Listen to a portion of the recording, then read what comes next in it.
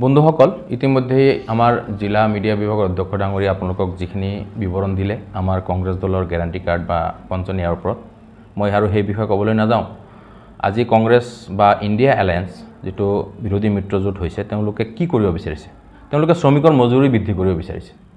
আমাৰ চৰকাৰখনে মূল্যবৃদ্ধি ৰোধ কৰিব পৰা নাই। এইখন চৰকাৰে মূল্যবৃদ্ধিৰ ওপৰত কোনো ধৰণৰ নিয়ন্ত্ৰণ নাই। বস্তুৰ মূল্য আকাশলংঘী বৃদ্ধি হোৱাত মানুহক মাধমাৰ সোধাইছে। খেতিয়কসকল, ব্যৱসায়ীসকল, শ্ৰমিকসকল, ঠেলা চালক, ৰিক্সা চালক, বাগানৰ কৰ্মচাৰী, তেওঁলোকৰ মজুৰি বৃদ্ধি নাই। বাছ চালকসকল, বাছৰ মালিকসকলে বাছ বন্ধ কৰি ৰাখিছে।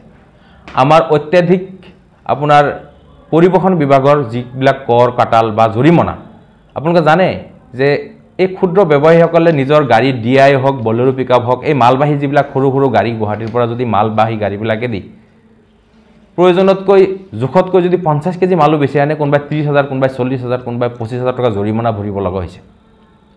আজি মানুহক উপাৰ্জন বৃদ্ধি, আয় বৃদ্ধি কৰাৰ কাৰণে তেওঁলোকৰ হাতত কোনো পৰিকল্পনা নাই। আমাৰ চৰকাৰখনে, যদি আমাৰ চৰকাৰ আহে, তেওঁলোকে আমাৰ কংগ্ৰেছ দলে মজুৰি বৃদ্ধি কৰিব, মানুহৰ আয় বৃদ্ধি কৰিব, উপাৰ্জন বৃদ্ধি কৰিব, মহিলাসকলৰ কাৰণে 1 লাখ টকা, নিবনুৱাসকলক 1 লাখ টকা বছৰি ইত্যাদি দিয়াৰ ব্যৱস্থা কৰিছে।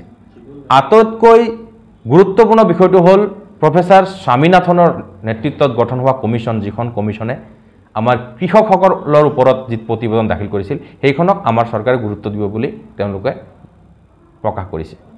স্বামীনাথন আয়োগটো আপোনালোকে জানে, ভাৰতবৰ্ষত কৃষকৰ আত্মহত্যা এটা ব্যাধি হৈ পৰিছিল ৰাষ্ট্ৰজুৰি। এই ব্যাধিৰ পিছত 2004 চনত স্বামীনাথন কমিশ্যন গঠন কৰা হৈছিল। এই কমিশ্যনে পুংখানুপুংখভাৱে ভাৰতৰ বিভিন্ন প্ৰান্তৰ খেতিয়কসকলৰ জীৱন ধাৰণৰ ওপৰত, কৃষিশৈলীৰ ওপৰত অধ্যয়ন কৰি তেওঁলোকে যিটো ৰিপৰ্ট ছাবমিট কৰিছিল, পশুপালনেই হওক, খেতি বাতিয়েই হওক বা বিভিন্ন ধৰণে তেওঁলোকে উপাৰ্জনৰ যিবিলাক অসুবিধাবিলাক আছিল, তাৰ ওপৰত অধ্যয়ন কৰি এই স্বামীনাথন কমিটিয়ে প্ৰতিবেদন দাখিল কৰিছিল। পদ্ধতিগতভাৱে খেতি কৰা, মাছ পালন কৰা, পশুপালন কৰা ইত্যাদিৰ ওপৰত যিটো প্ৰতিবেদন তেওঁলোকে দাখিল কৰিছিল, সেই প্ৰতিবেদন পুংখানুপুংখভাৱে আমাৰ কংগ্ৰেছ চৰকাৰ বা বিৰোধী মিত্ৰ দলৰ চৰকাৰখনে পালন কৰিব বুলি প্ৰতিশ্ৰুতি দিছে। এই স্বামীনাথন আয়োগৰ কমিটিৰ প্ৰতিবেদনৰ ওপৰত বিগত NDA চৰকাৰখনে কোনো ধৰণৰ পদক্ষেপ নললে। তাৰ ফলশ্ৰুতিত আপোনালোকে দেখিলে যে ভাৰতবৰ্ষত ৰাষ্ট্ৰজোৰা কৃষকৰ প্ৰতিবাদ হ'ল। কৃষক আহি ৰাষ্ট্ৰপতি ভৱনলৈকে কৃষক পালে, ইণ্ডিয়া গেটলৈকে কৃষক পালে। কৃষকক কিমান অত্যাচাৰ কৰা হ'ল, কৃষকৰ সমস্যা সমাধানৰ গুৰুত্ব নিদি অত্যাচাৰ কৰি কৃষকক হত্যা কৰা হ'ল, কাৰোবাক মাৰি পেলোৱা হ'ল। আজি এইখিনি বিষয়বস্তুৰ লগতে মই বিশেষকৈ দৰং জিলাত বিজেপি চৰকাৰৰ সাংসদ বিগত 20টা বছৰে আছে, ৰমেন ডেকা, নাৰায়ণ বৰকটকীৰ পিছত ৰমেন ডেকা দুবাৰ, দিলীপ শইকীয়া। তেওঁলোকে আমাক লেখাত ল'বলগীয়া কি কাম আমাৰ এই জিলাখনৰ কাৰণে কৰিলে তেওঁলোকে দেখাব নোৱাৰিব। সাংসদ পুঁজিৰে সদব্যৱহাৰ নহ'ল।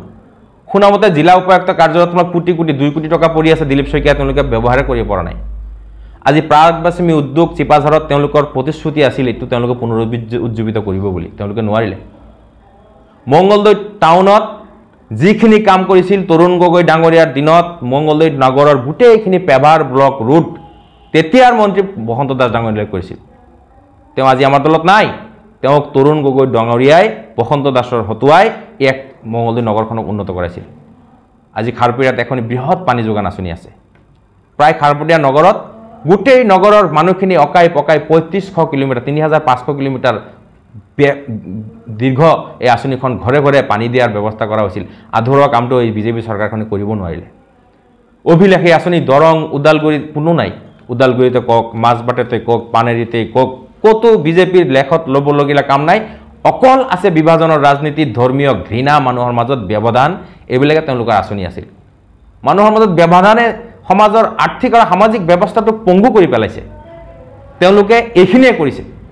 হিন্দু আৰু মুছলমানৰ মাজত ব্যৱধান কৰিছে, বন্ধুত্ব নষ্ট কৰিছে, আত্মীয়তা নষ্ট কৰিছে। গতিকে অনাগত নিৰ্বাচনত কংগ্ৰেছ দলৰ বা বিৰোধী মিত্ৰ দলৰ প্ৰাৰ্থী শ্ৰীযুত মাধৱ ৰাজবংশী ডাঙৰীয়াক আমাৰ দৰং ওদালগুৰিবাসী ৰাইজে বিপুল ভোটত জয়ী কৰাব। আপোনালোকে ইয়াৰ সমীক্ষা পাব। 2 দিন পিছত, ঈদৰ পিছত আমাৰ প্ৰচাৰ অভিযান তুংগত উঠিব। দৰং ওদালগুৰিৰ চাহ জনজাতীয় হওক, আদিবাসীয়ে হওক, আপোনাৰ গোৰ্খা ভাইসকলেই হওক, বেংগলীসকলেই হওক, মুছলমানসকলেই হওক জেনেৰেল কাষ্ট হিন্দুসকলেই হওক গোটেইখিনি মানুহ আহিছে আপোনালোকক পৰৱৰ্তী আমি সংবাদমেলক আমি জাতি জনগোষ্ঠী ভিত্তিত আমাৰ কংগ্ৰেছ দলৰ যিটো সমৰ্থন আছে তাৰ পুংখানুপুংখভাৱে আপোনালোকক আমি জনাম আজিলৈকে এইখিনি সামৰিছোঁ ধন্যবাদ Join BSc Nursing and GNM at St. Martha Institute of Nursing, Guwahati under SM Group of Institutions.